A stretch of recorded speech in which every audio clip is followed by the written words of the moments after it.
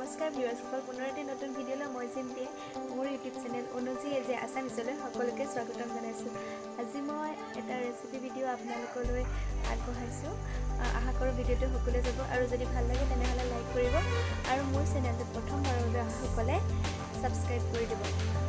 মোৰ চেনেলৰ এইটো ফাৰ্ষ্ট ৰেচিপি ভিডিঅ' মই বনাই ভাল পাওঁ, চ' আপোনালোককো দেখুৱাম বুলি ভাবিলোঁ।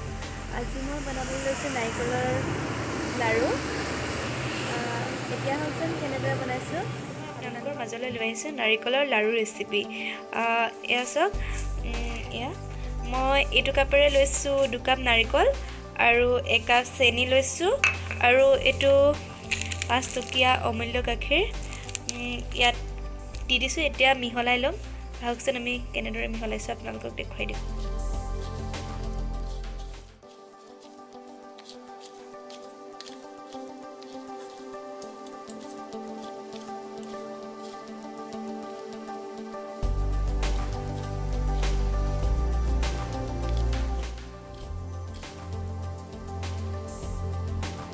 আধা ঘণ্টামানৰ বাবে ৰাখি দিম, তাৰপিছত আমি বনাম।